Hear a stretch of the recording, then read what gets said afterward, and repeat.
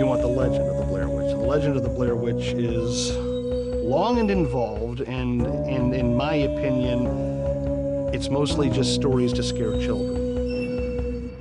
Started back in the 1700s.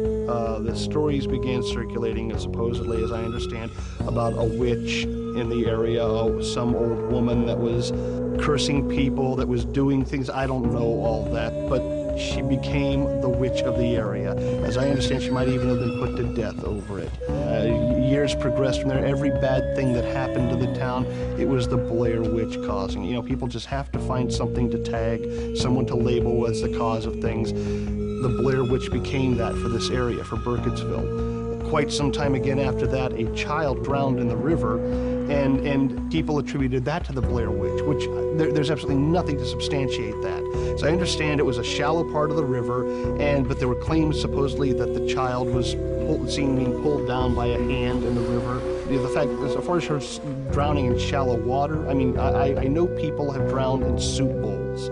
So you can't tell me that 8 inches of water is not too shallow for someone to drown in. A child did go missing after the child drowned, a young boy, I believe. A search party went out looking for the young boy. Young boy was recovered. The search party never came back. So they sent out a search party for the search party, and they came across the bodies found on Coffin Rock right by the river. And every member of the search party was dead. They were not just dead, they were mutilated, they were hacked to pieces. I'm not denying that that ever happened. That's a fact. That happened, but it got attributed to the Blair Witch, and I don't see how that happened. There was the Rustin Parr incident, which became attributed to the Blair Witch in some way or another, because Rustin Parr claimed that he did what he did because an old woman told him to, or the old witch. It's been said in different ways. The most recent incident that we've had happen is these 3 college kids went out into the woods in the Burkittsville area. They were going to make themselves a documentary concerning the Blair Witch, and they went missing, and they were assumed dead, and then sometime later, their equipment was found. They pieced together the material found. There were a lot of videotapes, some film reels and stuff, and they managed to piece this together in what they think implies that the Blair Witch attacked them and killed them. This is just really, this is absolutely more of the urban legend being built up. These kids aren't missing, they aren't dead. This is just a sick joke. That's the kind of stuff that sad, sick people perform on these kind of events. That's the Blair Witch legend.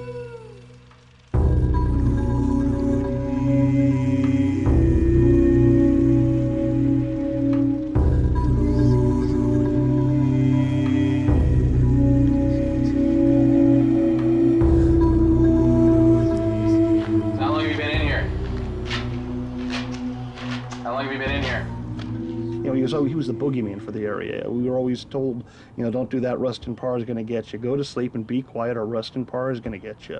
Well, this is my collection of cameras, predominantly Super 8, 16mm here. This is the camera that I got from my parents, though. It used to have a viewfinder on it. Hey, I kind of was just attracted to the odd angles in here, you know. I think they had a gun in part of the roof is just a nice flat roof. Then you come into another area where the bedroom is, and it's a peaked roof. And, well, basically, I've been working in film all my life. A projector that I've used for years, not in Hollywood, not making it as a filmmaker, but yeah, it has some stuff that, well, probably has not seen too many eyes. Yeah. Let's see. Okay, we got it. We got it right here.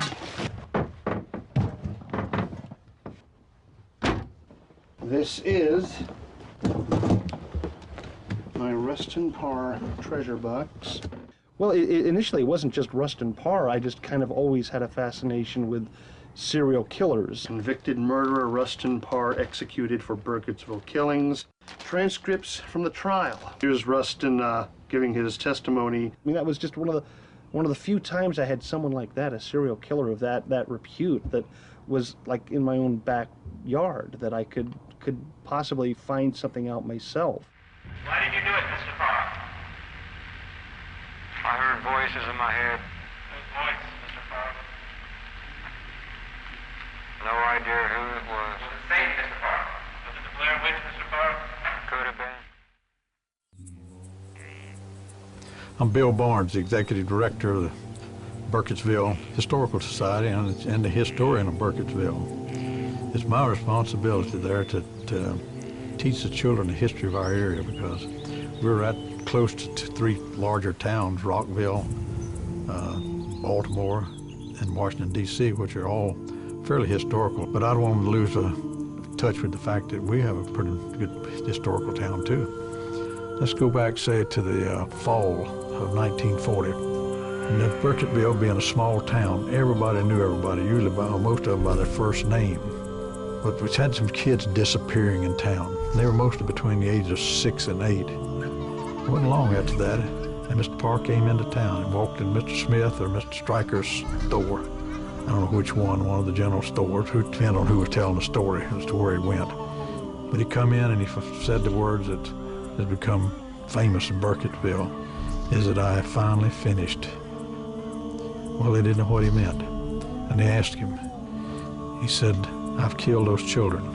Mr. Park, how did you get the children into the woods? Promised them things. What kind of things, Mr. Park? Candy. He was charged and convicted with the abduction of 8 children and the murder of 7 children in that area. Have you killed other children that we don't know about, Mr. Park? No. Over here, Mr. Park. Rustin was basically, up until that point, he was a pretty harmless guy. He was friendly, he was nice. All of a sudden, he became this monster, the demon of Burkittsville, as they referred to him at times. How did you kill the children, Mr. Park? With knives. Mr. Park, were you alone in the killings? Yes. I don't think anybody ever thoroughly looked at the story. People just assumed things about Rustin Parr. They decided that certain things were this way, and they never did a thorough investigation. Rustin's mother and father, they died around the 30s. And at that time already, Rustin was already living out in the backwoods. He was very uncomfortable in society, and society was very uncomfortable with him. When he was arrested for killing seven children in Burkittsville, and I was serving that prison, I heard his confession, which I have kept as a private vow for, what, 50 years now. Just like all the other sort of these tales to scare children, that kind of thing, Rustin had this reputation, just like the sort of the old scary house in the neighborhood where people say, oh, you know, whoever lives there, if you go near the house, they'll put a curse on you or something like that. Mr. Park, why those 7 children? That's what the voices told me. I'm finally finished. Those were the words that are attributed to him. I have asked around to anyone who might have been a survivor of that time. I can't find anybody who's willing to say they know that Rustin Parr said those words, I'm finally finished. Said, I'm finally finished. And that was his acceptance of death, I think. It had nothing to do with the crime. Everybody said, but I don't think it had anything to do with the crime. So they got the sheriff, come down, and he arrested him. And he went up to the cabin, and sure enough, he found 7 bodies. Not 8, but 7. And the 8th one that they didn't find was Kyle Brody. While they were looking for the bodies in the home and uncovering those bodies, Kyle Brody comes walking back into the town of Burkittsville, and he starts telling people about Rustin Parr and what Rustin Parr has been doing for the last year. How Rustin Parr held him captive there in his home. How Rustin Parr was committing these horrible, unspeakable acts to these children. But he came back in town. He testified against him at the trial. You know, I do not know why they took me to that trial. I mean, what were they thinking? Taking a child my age to hear someone testify about killings and murders, and there were all these people, they were all around. I just remember there were so many people all around, and they were staring at Kyle. And I remember angry voices. I remember a tall man with glasses shouting and pointing at someone who I think was Rustin Parr. And I remember, I guess it was the judge banging. And I remember Kyle sitting in this big box, just staring straight ahead, not looking at anyone. And those eyes of his just looking straight ahead. in answering these questions. He begins telling everyone what happened to him over this time, that he's been locked into Rustin Parr's home, into one of the rooms in the upstairs, and periodically he would be brought out by Rustin Parr, who then, according to Kyle Brody, Rustin Parr would face him into a corner while Rustin Parr then performed these atrocities on these children. I just remember Kyle's face all white and pale and his eyes all blue-gray, and almost as though he didn't want to see what he had seen, he didn't want to say what he was about to say, he didn't want to know what he had come to know. He had details about Emily Holland's abduction. Emily Holland was abducted an entire 2 weeks before Kyle Brody went missing. And yet he knows events about the abduction, about where Parr found her in the woods and abducted her and brought her back to his place. And justice being real swift, they took him down in Rockville, behind the jail where the gallows was, and hung him. He seemed to get some pleasure from telling them the stories they wanted to hear. And they would have hung him anyway. I think that the decision was made that Rustin Parr was guilty before anybody had a chance to even look at the facts. It was all decided as they were marching up the hills to Rustin Parr's home. And then with the boy coming in at the same time and laying out his story, by the time they came back with what they were looking at as conclusive evidence, it was done. Here's one on a young Parr victim put in institution, living Parr victim leading difficult life. Poor Kyle's suffering. There's Kyle Brody, one of his many trips before the law.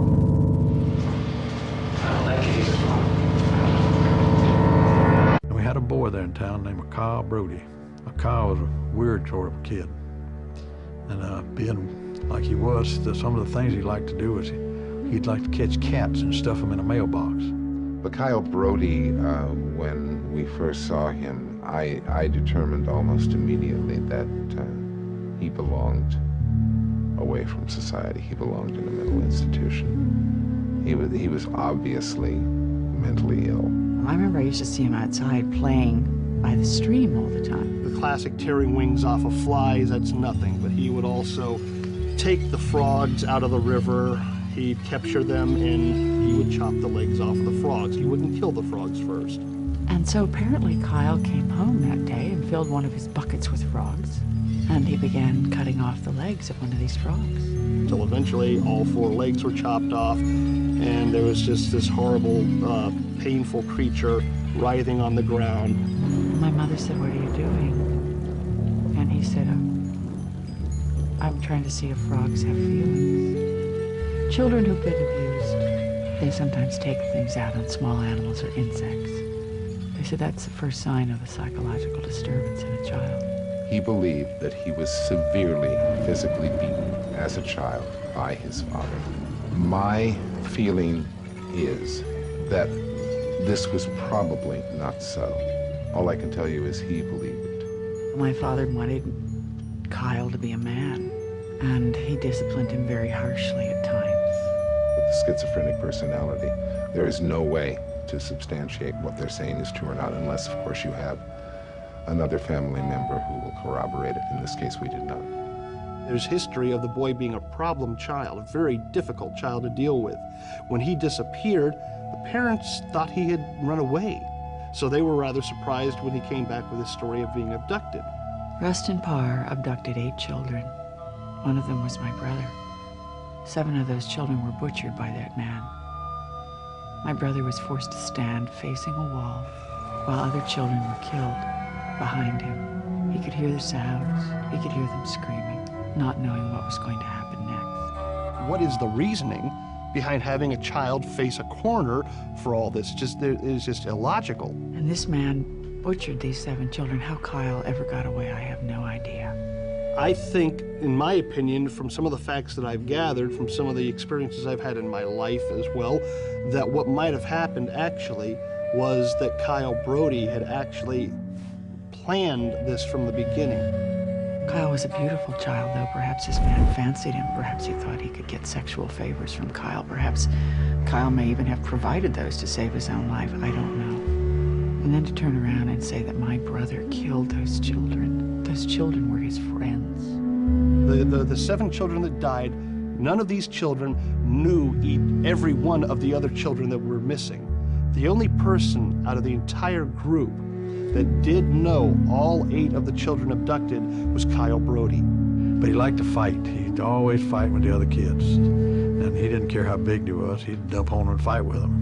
He had past histories with them, some of them troubled past. There's some records, not records, but knowledge from the people I've talked to, of there being disturbances between Kyle and some of the other kids. And one day he tried to pick a fight with me, but I never thought nothing about fighting. Kyle Brody was involved with the abduction of Emily Hollins, hence he knows all these facts and details about it. Rustin Parr had never threatened anyone in any way. He was a peaceful person. And I just don't believe that he had it in him to perform these acts, these atrocious acts that were done to these children. This kid had it in him to develop these ideas, these schemes, these plans, and I think that he is the one who led Rustin Parr through every one of these things. I don't think he stood there with his face facing a corner during all this. I think he was there taking Rustin Parr's hand, putting the knife in it, and having him do this, because he would need someone with the strength of an adult to do some of these acts. But he was the one that was making the decisions, and he was the one guiding Rustin Parr through this.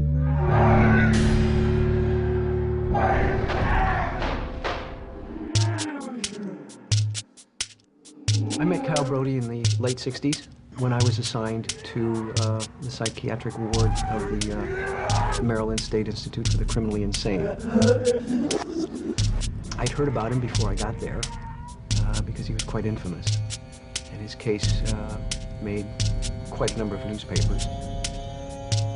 The state of the mental institutions when Kyle Brody was first incarcerated, of course, is nowhere near as humane as they are now. He was a legendary dark figure in the hospital. He was this last incarcerated link to this heinous multiple murder that had taken place in 1940. Kyle Brody's pharmacological chart was all over the place when I first met him. They tried everything probably known to man, and nothing was working. And I read that and I just, this has got to stop. He had apparently been taking a medication that had reduced him to catatonia. And at first they thought that the medication itself had created the catatonia, or had created the climate for catatonic, you know, and he just like rigid like this. I narrowed it down to 2 or 3 medications that I felt we could zero in on what would be the outcome that we were looking for. I discussed it with Dr. Miles, and we decided to narrow it down even more, which we did. I mean, these medications are so potent. The side effects are unspeakable. And I remember him laying in this bed, rigid. And I remember looking down at him, and he couldn't speak. He couldn't speak.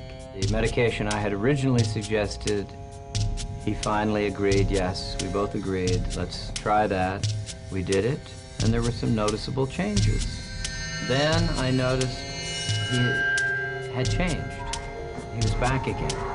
And I found out later that Dr. Hall had switched the medication without consulting with me. And I remember looking down at the sheets, and I remember seeing that the sheets were wet, and they were soiled. And I was so upset. I called the orderly, and I said, "What? You've got to change him." And the orderly, I get this, the orderly said, "We want to teach him to go to the bathroom on his own." We're dealing with human beings, not just the patients. I would imagine that those that work there, particularly in subsidiary positions such as guards and interns and orderlies, can probably get carried away and perhaps get into abuse of the patients. I told Mom and Dad, and I said we had to get him out of there. But they couldn't afford to. Kyle Brody's sister, I guess you could say, was one of the many thorns in the side of a system that was already full of thorns. She was convinced that her brother was not insane, and did everything to the best of her ability to keep him out of a mental institution. Kyle Brody, I'm not going to say that he had an easy existence after the Rustin Parr trial, but I mean, certainly, I think it's better than being hung, but he became a rather aggressive panhandler where it wasn't really an option for people to walk away and not give him something. He also had incidents of shoplifting. He has robberies, not armed robberies, but very violent, aggressive things. So he tended to spend most of his time in a couple of different institutions, and that's actually where he died as well.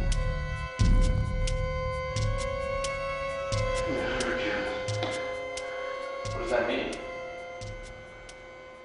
I'm not seeing anything. I have nothing to base my opinions of the adult Kyle Brody on until I hear about this film called White Enamel.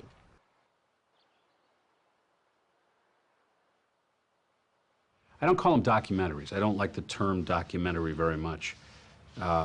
It conjures up something stale and boring to most people. So I call them nonfiction films. White Enamel was a documentary, a black and white documentary shot back in the 60s in in insane asylums in Maryland. They tend to center on one in particular, which, wonder of wonders, is the very same institution that Kyle Brody spent a great deal of time at. I don't like it here. I think I expected a certain thing when I went into the hospital there, and it was completely different than I thought. And I took a deep breath and I jumped off the cliff. I let it happen as it was happening. Glory, Nixon. I should be a Vietnam. I could be a general. I mean, yeah, I could. But no, Nixon and Kissinger, they don't want to share no glory at all. My father was in World War II. He was a gunner's mate on the USS Idaho, and I'm here because of Richard Milhouse Nixon and Mr. Kissinger. I am here. They're hearing right now what I'm saying. They don't fool me. They're hearing what I'm saying. The mailman was bugging, yeah. He's just not looking at our mail. He's bugging this whole place. David Hooper, I think when he made the film, he was almost an innocent. And I think he was also heroic, in a way. I mean, it's a heroic act to take on this kind of inhumanity. I doubt very highly that most people know they're doing a heroic act when they're in the middle of doing it. Something propels you into this, and you either have the balls to follow it through or you don't. And he did. So how long have you been in here? How long have you been in here? I've been here a long time. A lot of years. Years? Why are you in here? I don't know why. They said, they told me. I asked David Hooper about that, how he made the decision to do that. I knew he thought it was powerful. He had no idea how powerful it was going to be, but he knew he had to say something about how humankind in general can treat the unwanted, and how this culture is a beautiful culture and doesn't tolerate what's ugly. And so that as this frame after frame after frame starts to stack up, at first you think, oh man, I just don't want to watch this, it's too tedious beyond words. And then all of a sudden you go, this would be very hard to live with. This would be a very difficult job to have. Who gets this job? Who wants this job? What are the families of the people who treat these people this way? Whose dad shoves a tube down some guy's nose and pours lunch into their stomach?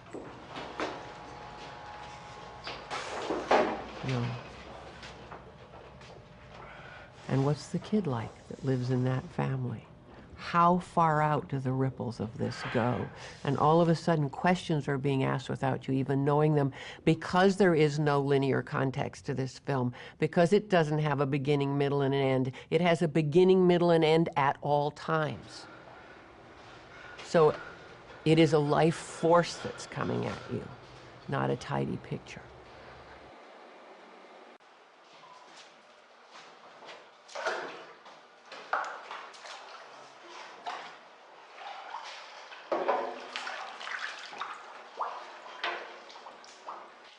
White enamel is a, well, it was a very exciting point for me. I get to look at this thing and it's mind-blowing. I mean, the film itself is an interesting film as far as the information you can glean from it as to how inmates are treated in insane asylums. That's interesting, but I'm not really that interested in that. There is actually about 5 minutes worth of footage, approximately, of Kyle Brody as an adult. There is a scene of Kyle Brody in his cell, and he's chanting something. And what he's chanting is the phrase, a two-word phrase, never given. Never given. Never given.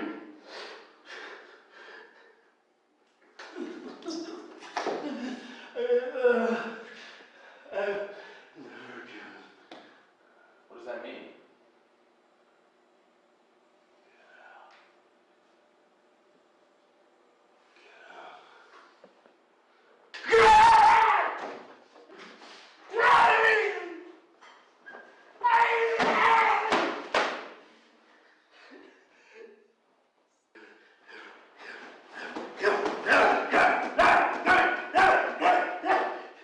Never given, never given, never given. He's chanting that.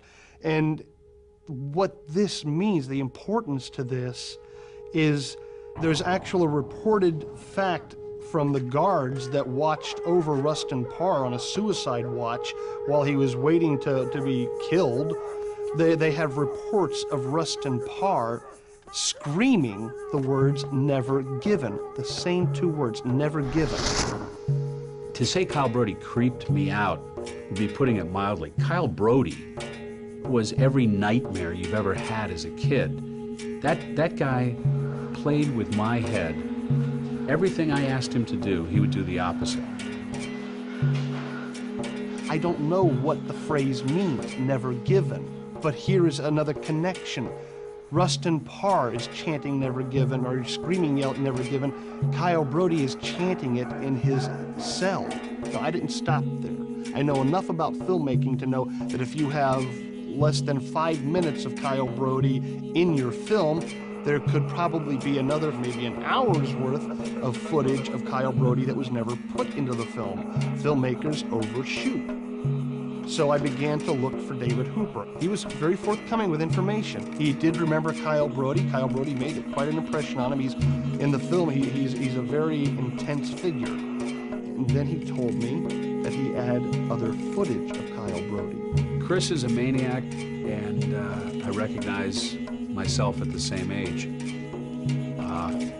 It takes brass balls to do some of the stuff that he's doing. I begged, I pleaded, I cajoled, I bribed everything I could, and he was willing to send me the extra footage that he had. The stuff was a mess. I did everything I could to restore this before I even began to look at it, built it up into the best shape I could, watched this stuff, and there I found another very interesting key. There was a shot in this rec room of this insane asylum, and Kyle Brody is there with this large art notepad, and he's writing on the notepad. And what is being written on that notepad, being written from right to left, the way it is supposed to be written, is transitus fluvii, the language, the witchcraft language. No, this is not a common language. It's not known all around the world. Very few people know this. And here is Kyle Brody, to the best of my knowledge, that is what he's writing in, is transitus fluvii. I took this footage and I took whatever stills I could grab from it and tried to find people who could substantiate this. Chris Carrasco found me through my website, and he, sent me an email, and it said, I have this piece of footage from the late 60s, and I need you to analyze it and take a look at it. He wanted me to figure out and analyze what this particular gentleman was drawing, and he was convinced that I could do it. And I was equally convinced that there was no way that you could conclusively say what this individual was drawing. And she got some improvements, but she could not verify for sure from what she found that it was what I was hoping, the transitus fluvii. I found another woman, a Kendra Feynman, who actually is relatively fluent in this. Chris brought that to me and asked if I could tell him what that was. So after examining that footage, we determined that this gentleman actually was writing in transitus fluvii. You can see very clearly the little circle embellishments at the end, the little loops at the end of the letters. And she looked at this, and she fairly quickly was able to decide that this was transitus fluvii. That language was mostly really used in secret societies and cults and different sects and with witches that lived and practiced in Europe. And this is what Kyle Brody is writing from right to left, the way the transitus fluvii is written as if as in the Hebrew language. They're saying that there is occult alphabets, or you know, they can tell what they're writing because that's what they want to believe. That's their theory, and so that's what they're bearing out. I saw him writing, I saw how he was writing, and I, based on my own knowledge of a language, could decipher those characters. You cannot start with a theory and then look for it in the photograph. You have to take the photograph or the piece of film as a separate entity, analyze it on its merits alone. Then if there's some correspondence with the theorem, then great. But if there isn't, you need to let it go. Now, this is the exact same language that we find on the walls of the upstairs of Rustin Parr's home. Transitus fluvii, written by this kid who has a high IQ and might have somehow picked this up at some stage in his life as compared to the possibility of Rustin Parr, a man who was illiterate, could not read or write at all in English. The idea of him writing transitus fluvii language all over the walls of his home, it's absurd. This is a very important key piece of evidence that I've found that I think links Kyle Brody to these murders. And it's not really being considered that seriously. As I was poring over the ideas of the Rustin Parr case and thinking about Rustin, who is this rather simple fellow, or actually a simpleton, and this child, this magnetic, charming child of Kyle Brody, who I think has manipulated Rustin Parr, made him do his bidding, if not actually holding his hand and leading him to it, directing him still through every action, through the abduction of Emily Hollins, which Kyle Brody should not have known anything about, but he did, to all the actions of each of the deaths within the basement of that house. I think it was Kyle Brody leading him through this. Now, this story of what happened in Rustin Parr's cabin is being told by an unreliable witness who is insane, who is also the person, in my opinion, responsible for every one of the murders. These are things that once you start putting them together, once you start thinking of all the facts, it'll shake your beliefs and everything that you know so far. One short time ago, there was a guy from Ohio started researching the death of those 7 children. And he came up with a theory that nobody else had ever come up with, that Mr. Parr did not kill those children, that Kyle Brody was actually the murderer. Rustin Parr was tired of living in the way he was living. But I guess I've told you something of what he told me in confession. But he told me that he had killed no one. Not just me, he told his God that he had killed no one. And I asked him, I said, well, let me go to the judge with this story. Let me tell the people. And he said, no, this is my confession. You have no right to take it anywhere. Kyle Brody was caught up in a situation that no 12-year-old should ever have to live through. And I think that's what triggered some deep-seated illnesses that manifested itself later in life. I think he lived in a world of his own. And who can say what goes on inside a person's head, but perhaps that world got to be too much for him. Kyle Brody wasn't any older than the kids that got killed. He was just a kid himself. He was mean, that's true. But I don't think he'd ever had the stomach to kill those kids. Well, searching for the truth is not an easy thing. It's not something that most people want to face. I have generally found that once people set their minds on what has happened, if you start offering them any sort of alternate idea, especially if it's something that really goes against this happy world that they've set up for themselves, you become hated for it. Chris Carrasco is a blooming fucking idiot. He's just some bozo who's trying to drum up publicity for himself with this preposterous hypothesis about a very inflammatory subject anyway. I've talked to people that might have known Kyle, people that would talk to me. His sister won't have anything to do with me after she found out my angle.